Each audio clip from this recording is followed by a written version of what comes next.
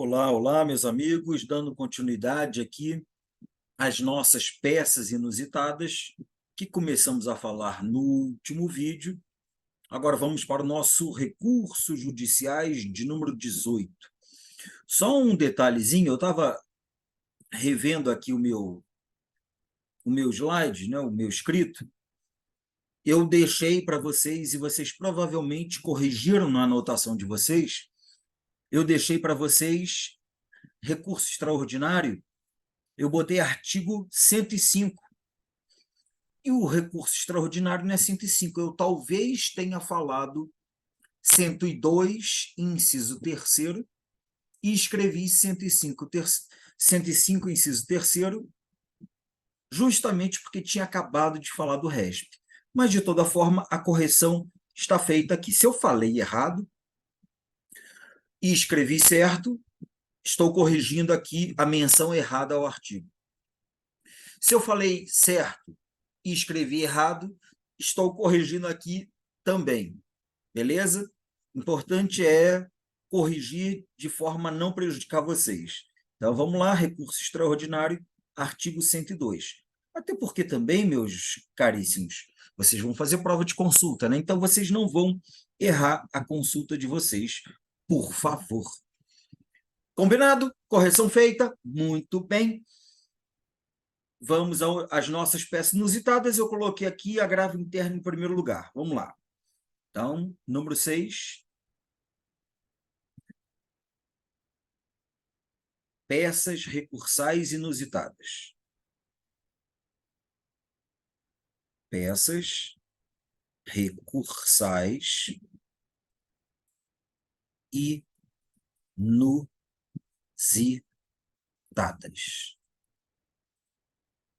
Incomuns.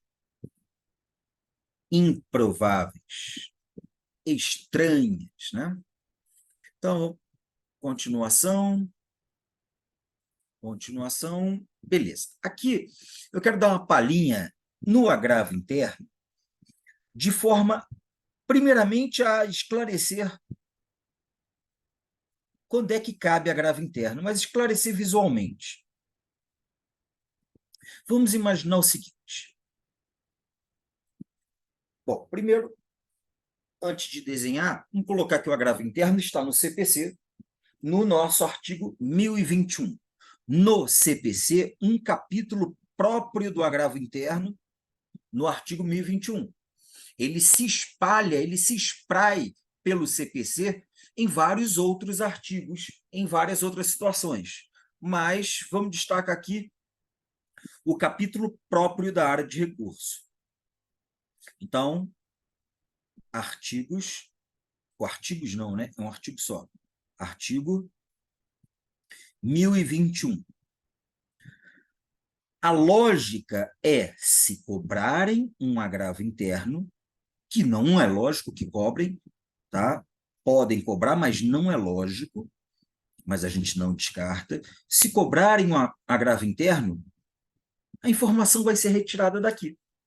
O agravo interno já foi chamado há um tempo de agravo regimental, porque é um agravo previsto nos regimentos internos dos tribunais. Mas temos aqui o nosso agravo interno nos termos do artigo 1021. O agravo interno também tem, para os curiosos de plantão, se quiserem passear pela legislação processual, ele tem lá no artigo 1030, quando o nosso CPC fala de recurso extraordinário e de recurso especial, artigo 1030, incisos 1º e 2º,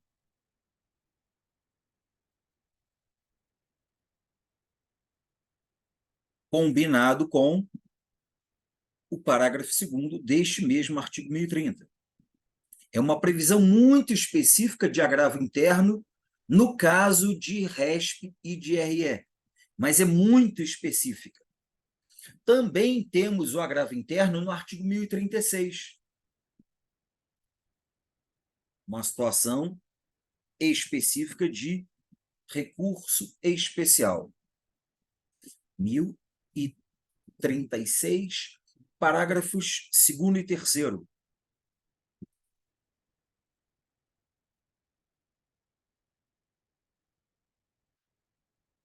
Também no 1035, parágrafo 7º, uma situação ligada à RESP-RE, mais precisamente para o RE, para o recurso extraordinário.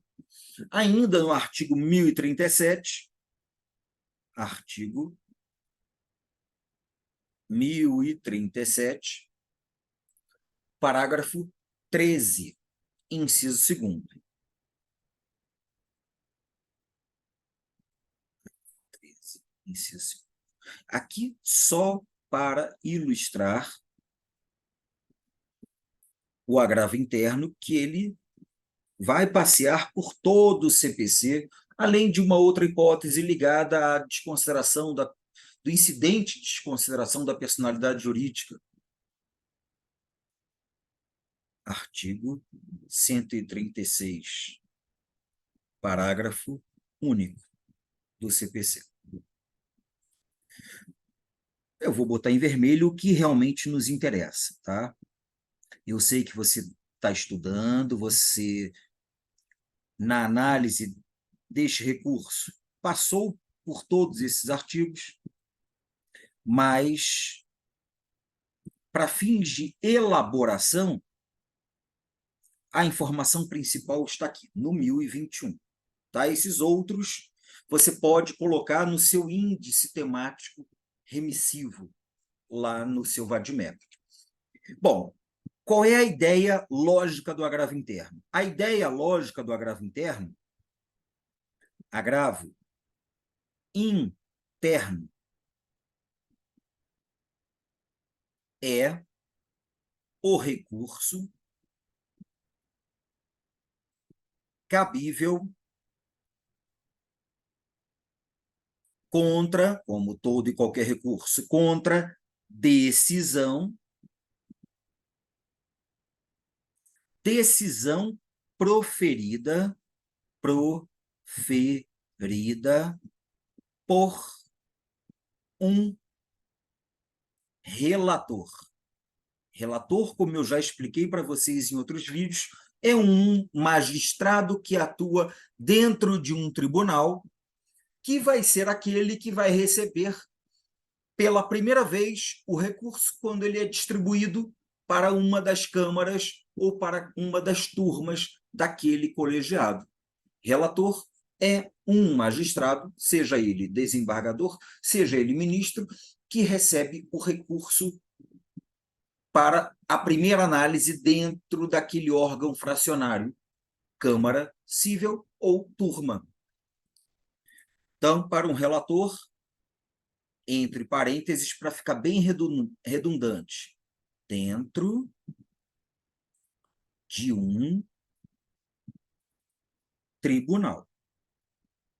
O que eu quero que você entenda neste dentro de um tribunal? O relator não é juiz de primeira instância. Não é um juizinho singular, não. Apesar de ser um magistrado que vai decidir sozinho, ele vai proferir uma decisão monocrática, porque ele fala sozinho. Não, a gente não pode confundir com um juiz de primeira instância, que também decide sozinho, né? Chamamos de juiz singular. É o que decide singularmente, sozinho, sem os seus pares, como acontece nos órgãos colegiados. Mas vamos entender esta lógica recursal aqui. Pensemos o seguinte. Vamos ver aqui, esse espaço está bom para desenhar. Deve estar. José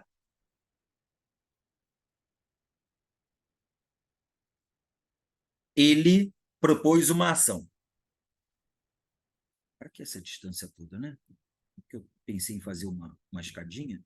Não, vamos botar aqui mesmo. José propôs uma ação.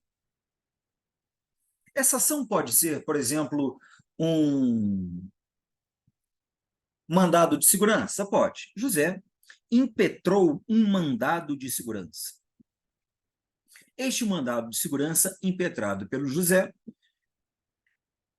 foi dentro da competência do mandado de segurança, que já conversamos em algumas vezes, mandado de segurança que pode ser originariamente impetrado no STF, no STJ, no TRF, no TJ, perante um juiz de direito ou perante um juiz federal. Tudo depende da autoridade coatora. Mas vamos pensar em um mandado de segurança impetrado contra o ato coator, até porque mandado de segurança não é contra alguém, é contra o ato coator de alguém, não é? Pois é, você está fazendo e analisando provas da FGV. E assim, vamos encontrar contra o ato coator da autoridade. A autoridade que eu vou inventar aqui é ato coator do secretário municipal de turismo. Beleza. José, ao impetrar um mandado de segurança contra esta figura, este mandado de segurança, como não é contra governador do estado, procurador-geral de justiça e secretário estadual, este IMS será impetrado na primeira instância. Será impetrado para que um juiz, no caso, como é autoridade municipal, não tem ninguém no âmbito federal aqui, não tem ninguém do 109.1, é para, do 109.1 não, do 109.8, é para um juiz estadual. Estadual.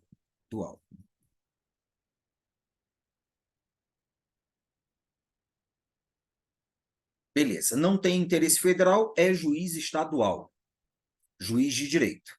Este juiz estadual vai julgar o mandado de segurança. E o juiz estadual, ao julgar o mandado de segurança, ele profere uma decisão. Qual a decisão do juiz estadual? Sentença.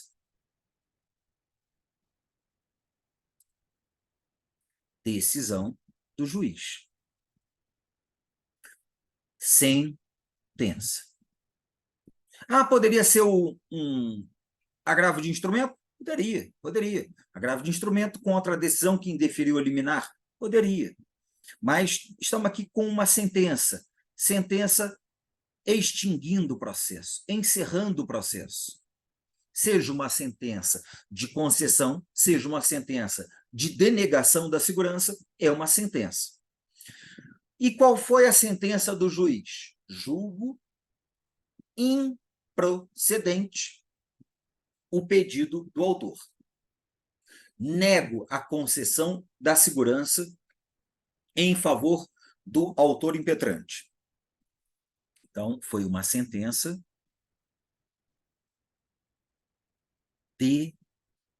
denegatória. Uma sentença de improcedência. Denegatória.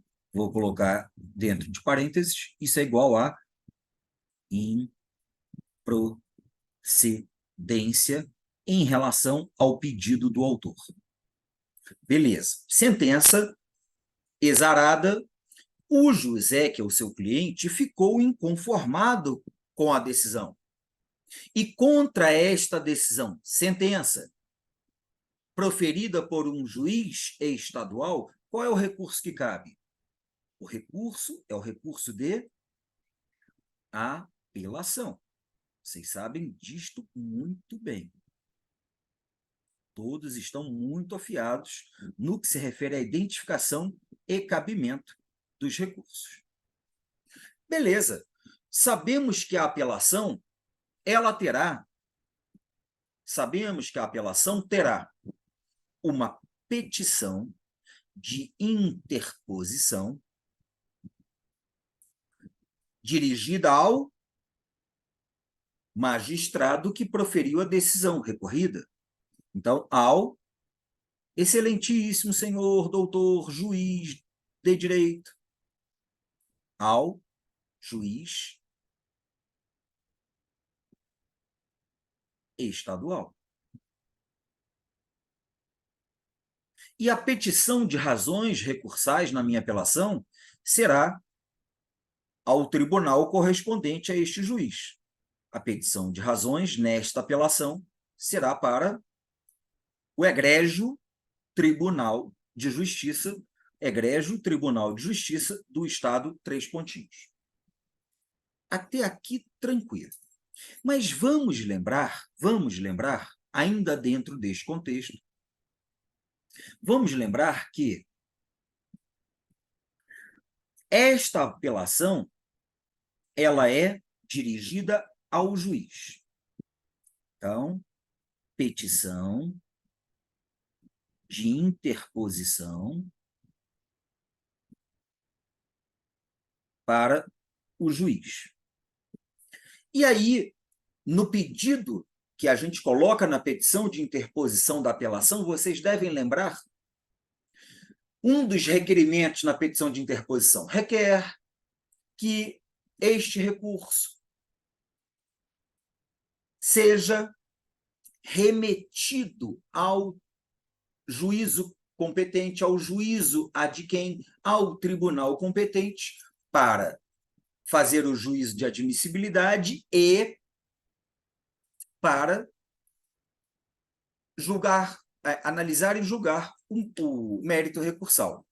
Então, o que esse juiz vai fazer? O juiz vai remeter, vai enviar remessa dos autos da apelação daquele processo para o tribunal. Só que lá dentro do tribunal, na forma do regimento interno, o recurso será distribuído para uma das câmaras que tem 5 desembargadores, câmaras cíveis. Óbvio, né? Eu estou falando de recurso cível. Então, distribuído para uma das câmaras cíveis. Isto na forma do regimento interno. O CPC não prevê como é que é isso. Dentro do tribunal, foi distribuído para, hipoteticamente, a terceira Câmara Cível. E lá na terceira Câmara Cível, este processo vai ser encaminhado a um magistrado dentro de um tribunal sem S, ou seja, um tribunal que não tenha S na letrinha dele. A autoridade, o magistrado é um desembargador. Então, dentro desta Câmara Cível, o recurso será entregue ao relator. Recurso de apelação, que é o recurso em questão, entregue a um desembargador,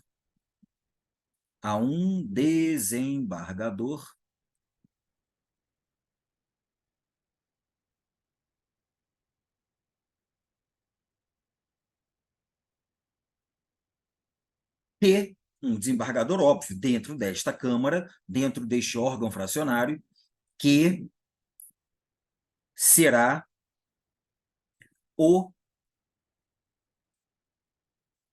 relator do processo.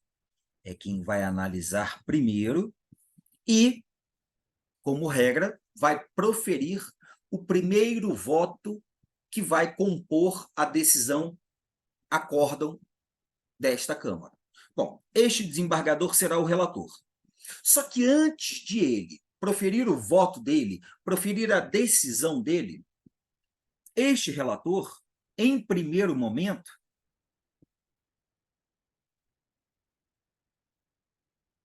antes de proferir, antes de proferir seu voto para, antes de proferir seu voto, sua decisão, para entregar o recurso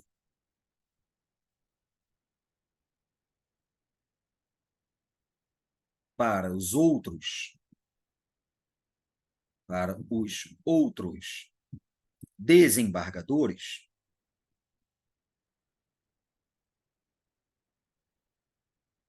antes disso, antes de fazer o julgamento, este relator, o desembargador relator fará o juízo de admissibilidade do recurso. Vai ver se o recurso cumpre todas as formalidades, cumpre os pressupostos recursais exigidos pela nossa legislação. Então, fará o juízo de admissibilidade.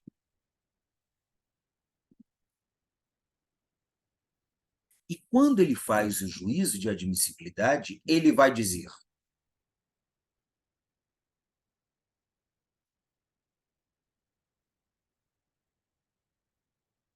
admito o recurso, e se o recurso for admitido, ele vai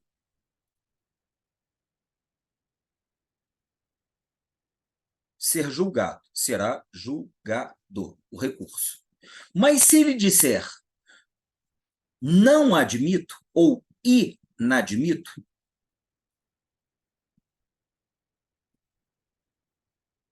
ele não permitirá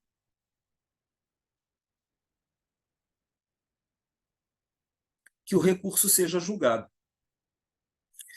Perceba que esta decisão do desembargador relator é uma decisão que ele profere sozinho. Esta decisão dele é uma decisão que ele profere sozinho.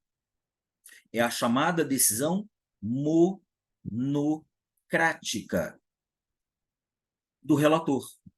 Ele profere sozinho, ele prefere sozinho. Ou ele admite, ou ele não admite.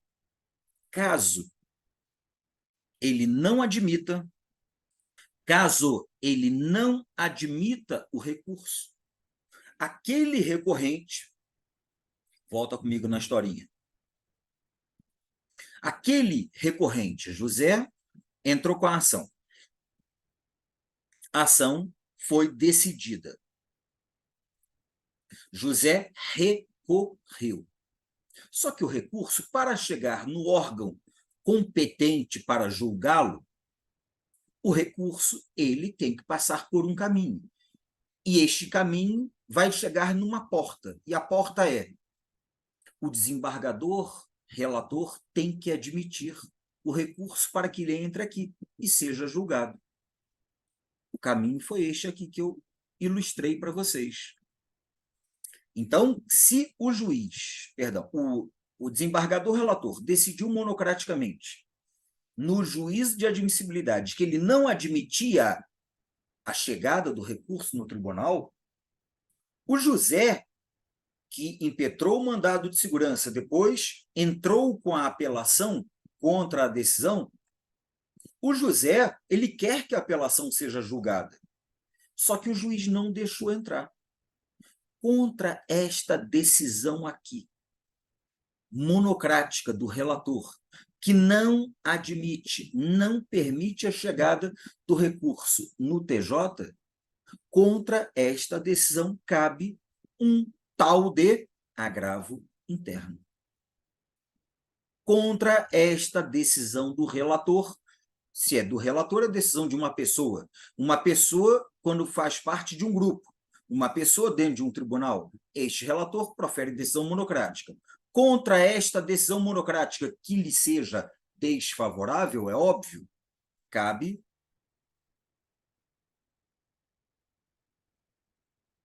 o agravo. Se eu falei de instrumento, eu falei errado.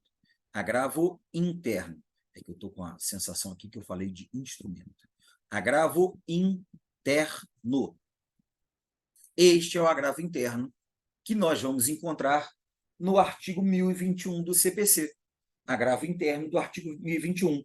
Contra a decisão proferida pelo relator, caberá agravo interno para o respectivo órgão colegiado. Qual é o órgão colegiado deste relator? É a Câmara Civil. E vai observar as regras do regimento interno do tribunal. É isso que fala o caput do artigo 1021. Então, agravo interno cabe neste contexto aqui. Eu acho que eu fui pausado demais para tentar conseguir esclarecer para você que não tem ideia do que seja o agravo interno quando ele cabe. Este aqui é o caminhozinho dele. Beleza? Ótimo. Espero que você tenha entendido. Vamos colocar mais uma página aqui e mostrar como é que é a interposição desse recurso. Deixa eu botar mais página aqui. Olha, já estamos com 60 páginas nesse grupo de aulas de recursos judiciais. Bacana demais. Acho que eu vou juntar essas páginas aqui, organizar bonitinho e fazer um material, uma apostila, um livro, hein? Quem sabe a editora aceita o meu trabalho. Bom, brincadeiras à parte, aqui está o agravo interno. Então, quando você vê agravo interno, decisão monocrática de um relator. Vamos já pensar que eu tenho aqui um magistrado relator. Quem foi que proferiu a decisão na minha historinha? No meu exemplo, não estou dizendo que seja só neste caso, no meu exemplo, o desembargador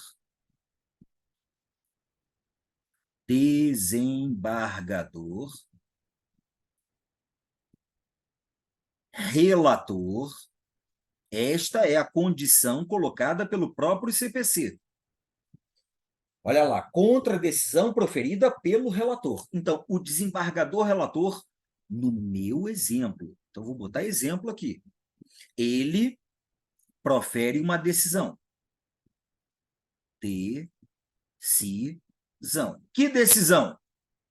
É a tal da decisão monocrática. Ah, não é acórdão, não? Acórdão é quando o colegiado julga. Aqui é só ele proferindo decisão. Decisão monocrática. Monocrática do relator. Neste caso, contra este recurso, à luz do artigo 1021 do CPC, e até uma curiosidade que eu não sei se eu lancei para vocês nos outros recursos, sempre que você tiver um recurso, de uma ação, correlato a uma ação que tem lei própria, como o mandado de segurança, tem a Lei 12.016 de 2009, sempre que você se valer de um recurso no bojo desta ação, procure ver se na própria lei da ação tem menção a este recurso, porque, de repente, ele é pontuado, este artigo na lei é pontuado ao lado do artigo do CPC, na hora de você escrever o cabimento. E, por acaso, na lei do mandado de segurança, o agravo interno está previsto no artigo 10 e no artigo 16. Por curiosidade, no mandado de segurança, o agravo interno está lá, no artigo 10, parágrafo 1º, salvo melhor juízo, e 16, parágrafo único da lei do mandado de segurança. Neste caso aqui, tá? Você provavelmente vai encontrar alguma coisa na lei da ação popular, na lei da ação civil pública, na lei do habeas data. Tem que procurar, pode ser que tenha lá. Então, ótimo. Desse recurso contra a decisão do relator. As leis às vezes falam agravo, às vezes falam agravo interno. Mas o agravo contra a decisão do relator é o agravo interno, não pode ser agravo de instrumento, porque nós sabemos que agravo de instrumento é contra a decisão de juiz. Deixa eu só fazer uma ressalva aqui, para que você não ache que ele só está na lei do mandado de segurança, né? Eu sei que você não vai achar isto, mas que fique bem claro.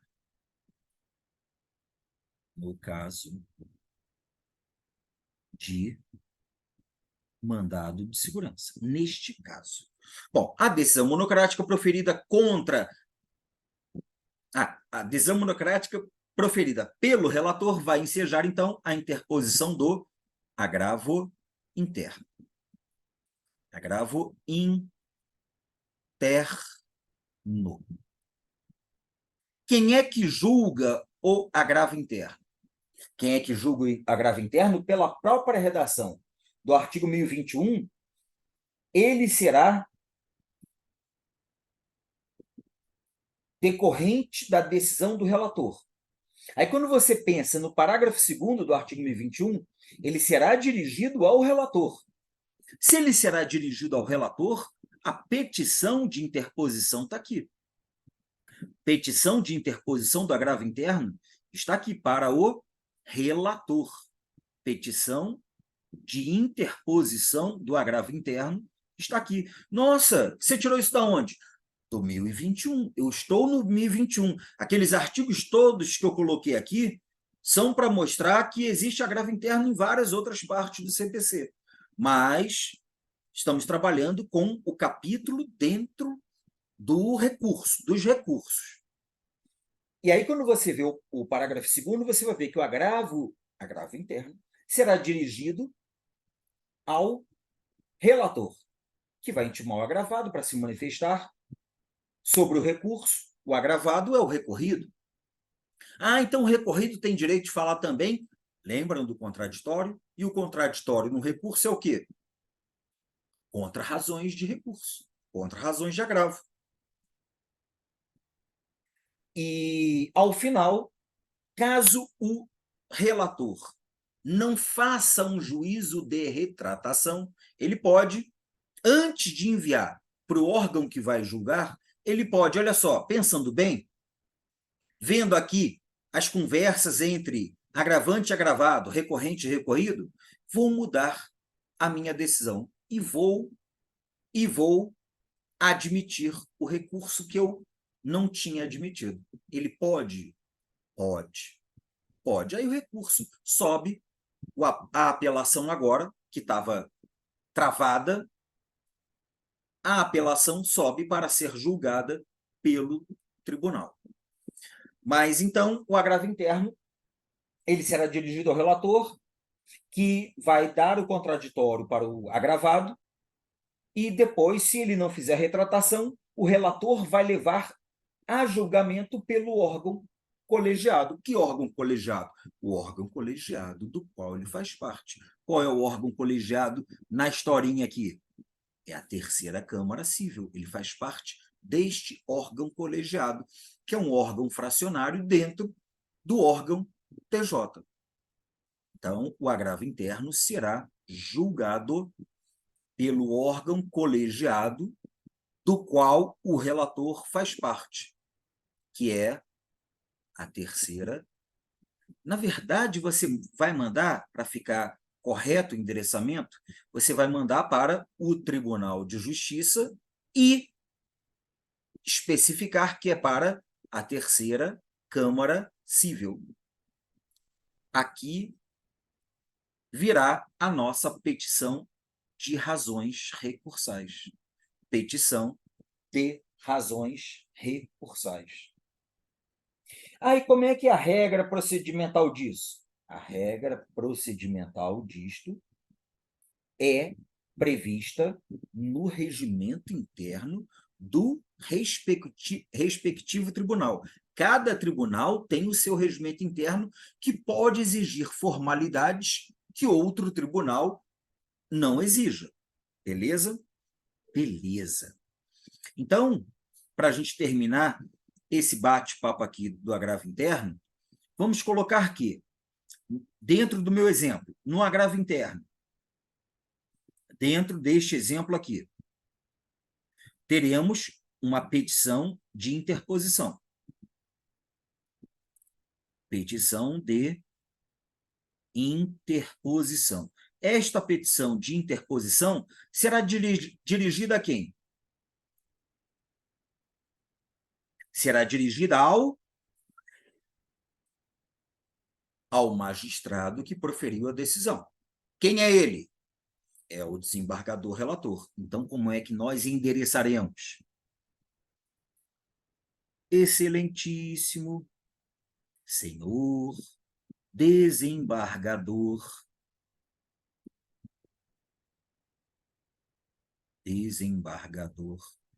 relator.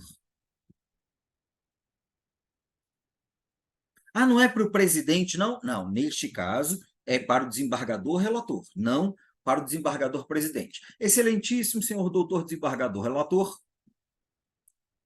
da onde ele é? Ele não é o desembargador relator do tribunal. Ele é o desembargador relator daquele órgão fracionário, da terceira Câmara Cível do Egrégio Tribunal de Justiça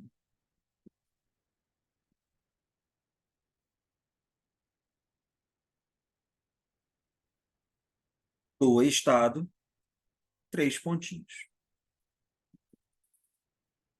Desembargador relator da terceira Câmara Cível do Egrégio Tribunal de Justiça do Estado, 3 pontinhos. Aí, como fica a petição de razões recursais?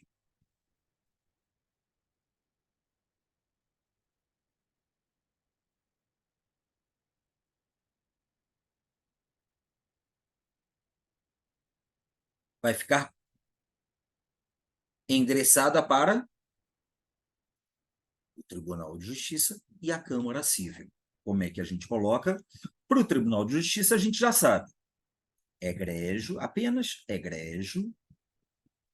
Tribunal de Justiça por extenso, você não abrevia nada, do Estado, 3 pontinhos. E logo abaixo, antes de fazer aquele micro preâmbulo, autos, agravante, agravado, você vai colocar touta ou colenda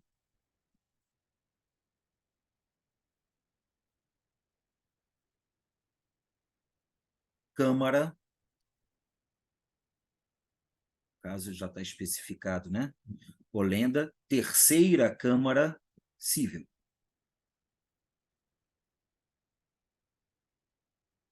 Neste caso, é recomendado colocar, tá? Ah, professor, e se eu não colocar? Isso vai fazer a menor diferença em termos práticos, mas para a prova, coloque. Professor, isso pode cair na minha prova? Poder pode.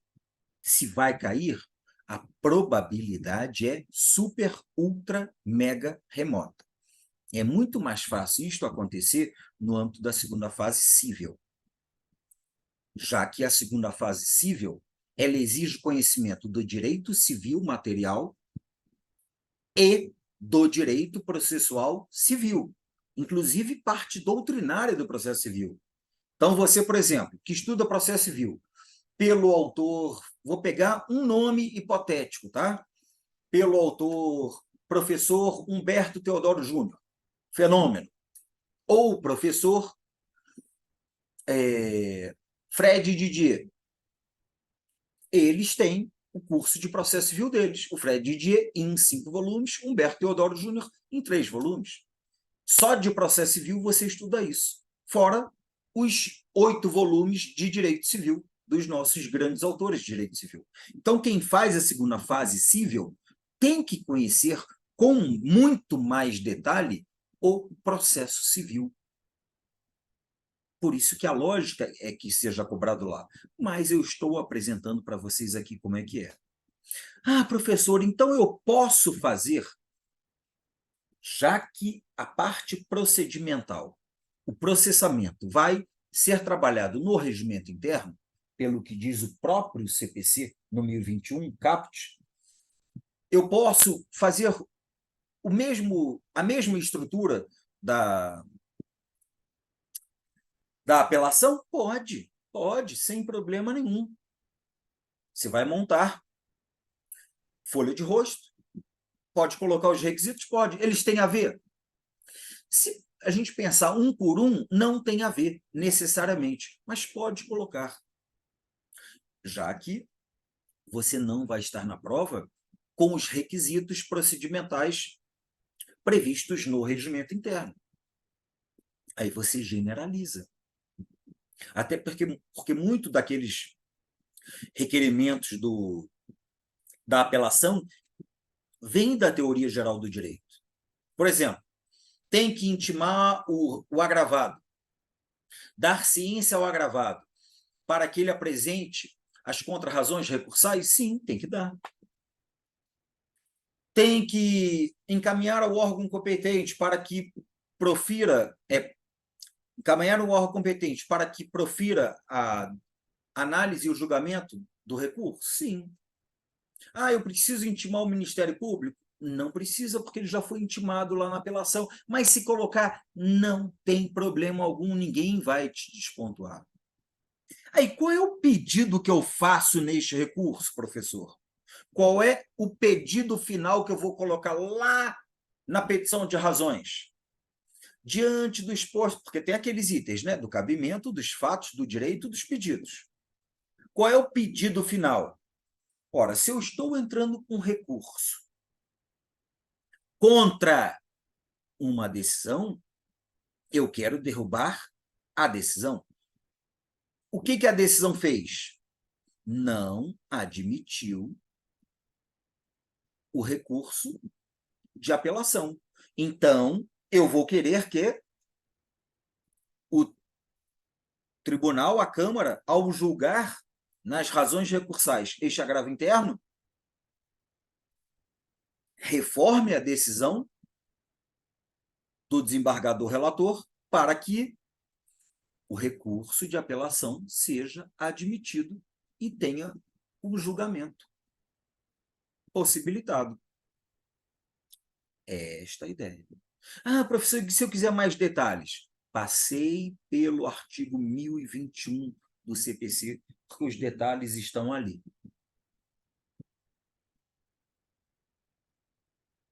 Maravilha? Maravilha. Eu já estou vendo daqui,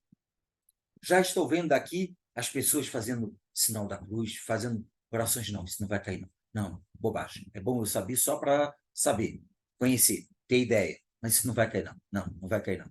Já estou vendo, todo mundo falando assim.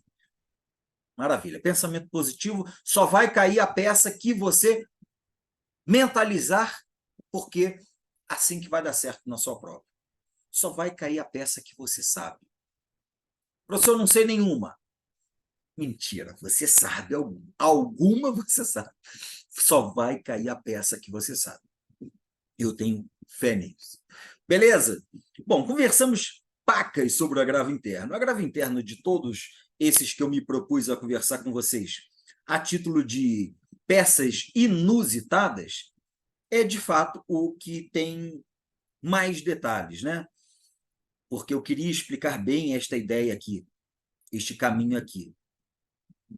Os outros são mais ágeis, mais rápidos. Então, vamos encerrar esse vídeo aqui. Eu vou fazer uma terceira parte dessas peças inusitadas. Obrigado pela atenção de todos. Bons estudos. Até a próxima videoaula.